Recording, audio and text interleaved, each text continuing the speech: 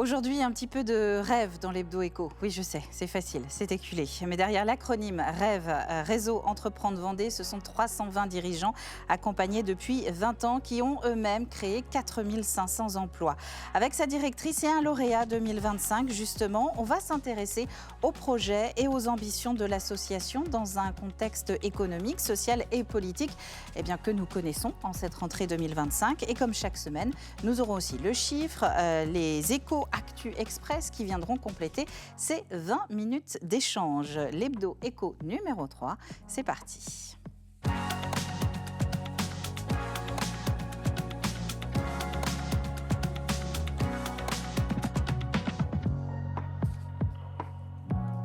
Et avant de commencer notre journal, on va quand même accueillir nos invités. Bonjour Claire Péot. Bonjour. Directrice de réseau Entreprendre Vendée. On va volontairement pas en dire trop maintenant sur Rêve. On détaillera un petit peu l'émission et surtout le fonctionnement qui est assez original et qui appartient bien à Rêve dans quelques instants. À vos côtés, on a ce qu'on appelle un lauréat 2025. Il s'appelle Nicolas Coulon. Bonjour Nicolas. Bonjour. Bienvenue sur votre premier plateau télé, j'ai cru Merci. comprendre. Vous êtes créateur d'un magasin, d'une enseigne de bricolage aux flâneries qui a ouvert il y a quelques mois maintenant, donc à La Roche-sur-Yon, et vous êtes accompagné par Réseau Entreprendre Vendée. Exactement. On partagera ensemble dans quelques instants justement les modalités de cet accompagnement. Avant de vous retrouver donc pour notre entretien, on va faire comme d'habitude notre petit point sur Éco Express.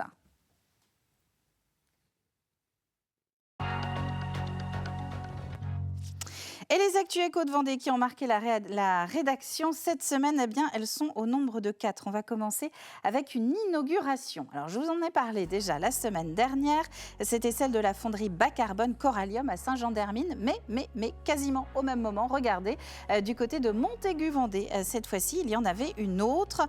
C'est le site de Biopharma Group, donc à Montaigu-Vendée, qui a ouvert. Alors, ce n'est pas vraiment une nouveauté, c'est plutôt un déménagement, puisqu'il y avait un ancien site du côté de l'hébergement. Et là, nous avons un tout nouveau bâtiment qui vient d'ouvrir ses portes.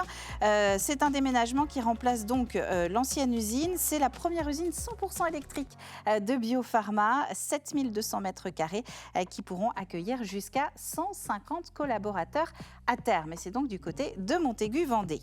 Vous êtes dans l'innovation, à la tête d'une start-up peut-être. Sachez que l'appel à candidature pour la promotion hiver 2026 d'ADN Booster est lancé, un programme d'accélération de 8 mois pour aider les entreprises innovantes à clarifier leur levier de croissance, à structurer aussi un petit peu leur stratégie de commercialisation, un petit peu beaucoup, c'est ce que j'étais en train de me dire, à sécuriser aussi leur parcours de création. Un comité de sélection se réunit tous les 4 mois, 10 minutes de pitch, 10 minutes d'échange ensuite avec le jury. Le dossier de candidature est à retrouver sur adnbooster.fr. Un petit clin d'œil maintenant aux entreprises artisanales et aux commerçants de Saint-Jean-d'Hermine. Ils seront une cinquantaine à vous proposer leurs services les 27 et 28 septembre prochains. C'est dans une semaine.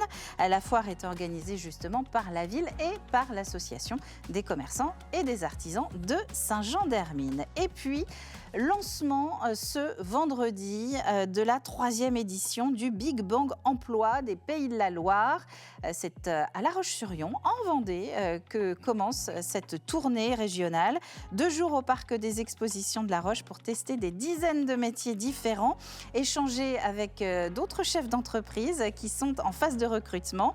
L'UIMM, Sodebo ou encore Actual feront partie de ces entreprises qui sont justement mises en avant au cours de rencontres et de conférences. Ça se passe donc ce vendredi et ce samedi au Parc Expo de La Roche-sur-Yon. Le chiffre de la semaine, à présent, il va s'afficher à l'écran et c'est le 77. Alors, à votre avis, à quoi cela peut correspondre ? C'est pas forcément très drôle, vous allez voir. C'est le pourcentage de femmes salariées en 2025 qui se disent régulièrement confrontées à des propos ou des déclarations sexistes. 77%. Ça va de la blague un petit peu lourde à des comportements qui sont totalement inappropriés. Alors, comment réagir ? C'est tout l'enjeu de ce petit déjeuner qui est organisé par la CPME Vendée et le CIDFF Vendée, le Centre d'information sur le droit des femmes et des familles. C'est une rencontre sur la thématique des violences sexistes et sexuelles au travail. C'est à l'attention des chefs d'entreprise, mais aussi des responsables RH ou encore de toute personne intéressée dans le monde de l'entreprise. Mesurer l'ampleur du phénomène, repérer gérer les situations, connaître les responsabilités de l'employeur. Infos et conseils donc le 1er octobre prochain dans les locaux de la CPME. C'est un petit-déj, donc ça commence à 8h30 et l'inscription est obligatoire auprès du CIDFF. On va passer maintenant à notre entretien. Sans aucune transition, parce que ça fait un peu... voilà, l'enchaînement est un peu compliqué. Claire, Nicolas, on va donc parler ensemble de Réseau Entreprendre Vendée en cette rentrée, dans ce contexte un petit peu particulier. Est-ce que ça se traduit, et si oui, comment justement se traduit cette rentrée à la fois donc, au sein de l'association, mais aussi dans votre entreprise, Nicolas? Est-ce que vous ressentez un petit peu ces tensions sociales, politiques, etc.? Oui, alors je prends la parole du coup, Nicolas. On le ressent, mais on le ressent plus dans de la bienveillance avec des membres qui me posent la question, Claire, au sein de Réseau Entreprendre, comment vont les entrepreneurs qu'on accompagne, donc les entrepreneurs lauréats, et comment vont les membres de l'asso aussi. Donc il y a vraiment cette inquiétude, parce que l'environnement économique, social, politique est effectivement très compliqué. Et moi, j'ai envie de dire qu'on a connu bien pire au moment du Covid et de l'après-Covid. Donc, c'est plutôt bon signe. On est très lié également au tribunal de commerce, bien évidemment. Donc, on sonde tout ça. On fait partie de ce monde économique. On est au sein de la CCI. Donc, on en parle avec plein de gens. Mais on reste vigilant et ultra positif. Et ça, j'y tiens. Et grâce à nos médias, diffusons du positif parce qu'il existe des gens qui bossent, qui ont envie de partager, qui ont envie de s'investir et qui se soutiennent. Donc en Vendée, il y a ce soutien. Quelqu'un ne va pas bien, ben, je vais l'aider. Donc ça, je le ressens tous les jours. Donc voilà, moi, je reste très confiante par rapport à ça. Vous, Nicolas, ça va ? Oui, moi ça va très bien. On a créé le magasin au mois de mars, on a ouvert le 19 mars exactement. Donc on a à peu près 6 mois d'activité. Aujourd'hui ça se passe bien. On est forcément en conquête aujourd'hui et prise de part de marché. Donc voilà, ça monte tranquillement chaque mois. Alors oui, il y a un contexte qui est plus compliqué aujourd'hui, comme le disait Claire, comme vous le disiez. Néanmoins, je rejoins Claire sur le côté rester positif, parce qu'il y a quand même beaucoup de choses aussi positives dans nos entreprises, beaucoup de collaborateurs très volontaires et qui ont aussi envie d'avancer. Donc oui, on a un contexte au niveau de la consommation qui est plus compliqué, on le sent, notamment au niveau de la rentrée, c'est un petit peu plus tendu, et aussi dans notre métier de magasin de bricolage, où voilà, où c'est un petit peu plus compliqué en ce moment. Néanmoins, on a beaucoup de retours clients qui sont extrêmement positifs, donc qui nous encouragent au quotidien pour avancer. Et puis, on a aussi ce réseau Entreprendre de chefs d'entreprise vendéens qui aussi nous soutient. Et voilà, on n'est pas tout seul Parce que dans notre vous avez quotidien. finalement une double casquette, Oui. celle effectivement d'un responsable d'un magasin qui a besoin de faire du chiffre, d'avoir des clients, mais Oui. aussi celui d'un créateur d'entreprise, c'est-à-dire Tout à qui fait. se lance. Oui. Donc vous, c'est un peu sur ces deux tableaux qu'on cherche à savoir comment ça va. Donc on a bien compris que dans le magasin, finalement, il faut, voilà, vous êtes en phase de visibilité, enfin gagner de la visibilité et des clients. Mais donc en tant aussi que créateur d'entreprise, ce contexte, est-ce qu'on le sent, ou finalement on est tellement la tête dans le guidon de la création et de l'accompagnement, après on en reparlera, qu'on arrive à faire un peu abstraction? Alors on fait forcément un peu abstraction parce qu'on a un objectif, un cap à suivre, des objectifs financiers, de chiffre d'affaires, etc. Donc on est focus là-dessus. Néanmoins, forcément, on regarde ce qui se passe autour de nous et on est forcément un petit peu impacté par le contexte économique du moment. Voilà. Après, on reste justement très positif et on est là aussi pour échanger et faire part de nos difficultés avec notamment le réseau Entreprendre et aussi nos accompagnateurs, ceux qui vont nous suivre tout au long de l'aventure du réseau Entreprendre, qui vont être aussi nos soutiens pour pouvoir échanger sur des problématiques qu'on va rencontrer au quotidien et où on n'aura pas forcément toutes les clés, parce que comme vous le dites, moi je démarre mon entreprise, donc j'ai juste 6 mois en tant qu'entrepreneur, donc j'apprends de nouvelles choses tous les jours, et donc le soutien de Réseau Entreprendre, il est pour moi assez essentiel dans mon quotidien. Alors Claire, est-ce que c'est justement pas là où le mentorat prend toute sa force? C'est-à-dire que dans les coups durs, ou en tout cas quand ça va pas super bien, on sait qu'on a quelqu'un, un référent bonne humeur presque. En tout cas, quelqu'un vers qui on peut se tourner. C'est exactement ça. Alors, moi, quand je le dis, on peut se dire, logique, la directrice ne va pas dire que Réseau Entreprendre ne sert à rien. Mais quand on a le témoignage d'un lauréat accompagné qui dit ce que ça peut être pour lui, ce que ça peut représenter, oui, c'est ça. C'est-à-dire qu'il y a des partages au quotidien avec les accompagnateurs, mais aussi avec une promotion de lauréat, lors de laquelle il va pouvoir témoigner de ses difficultés ou partager ses joies ou partager aussi ce qu'il a réussi à mettre en place cette semaine ou ce mois-là. Et quand ça ne va pas, par contre, on est là pour réagir, on est là pour créer un groupe de travail autour d'une personne parce que il a besoin d'une expertise. Alors, ça peut être aussi une expertise positive, hein. Je veux acheter quelque chose ou un bâtiment qui peut m'aider. Donc, en fait, il y a vraiment plein d'experts dans plein de domaines d'activité ou des talents, j'aime à dire, et qui sont prêts à donner de leur temps.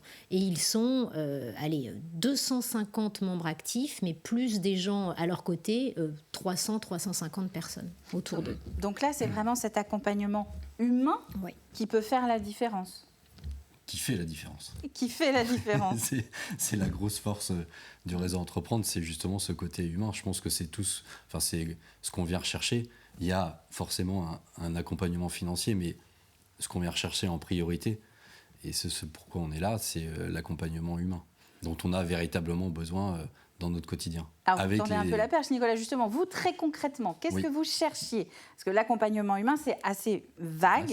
Est-ce qu'il y avait des points précis où vous vouliez des réponses? Ou en tout cas, qu'on vous dise, la réponse, tu peux peut-être la trouver à tel endroit ou auprès de telle personne.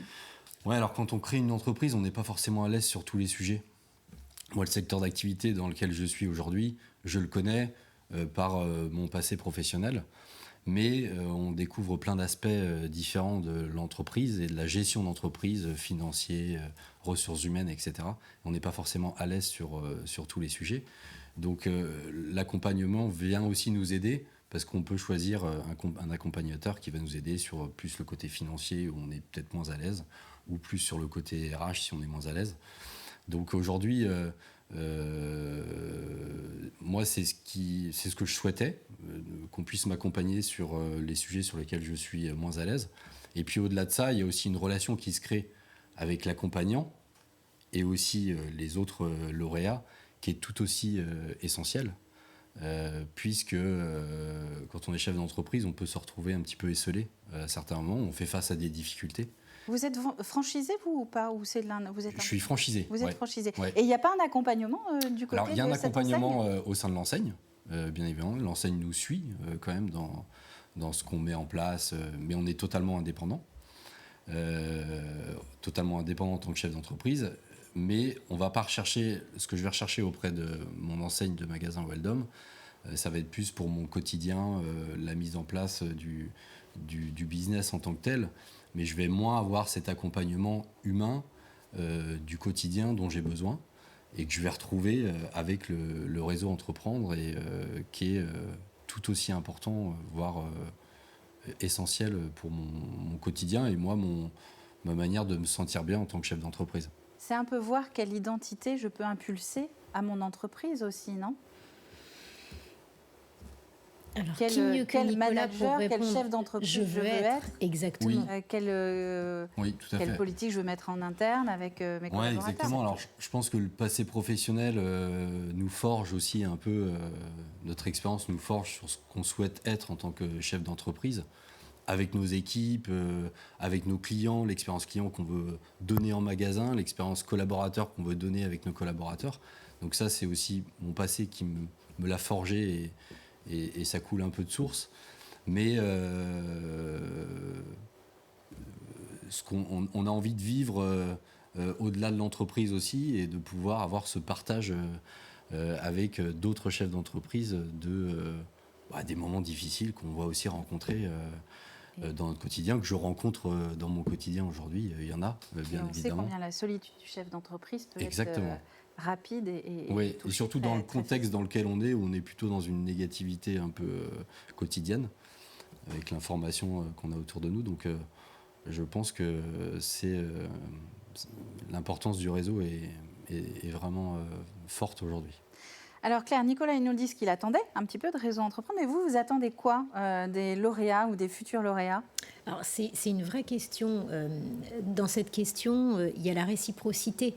Parce que oui, nous, on signe une convention avec les lauréats et notre président d'association, Christophe Cugnot, mais c'est une convention qui nous engage réciproquement. Et c'est pour ça que c'est un mot important pour nous, la réciprocité.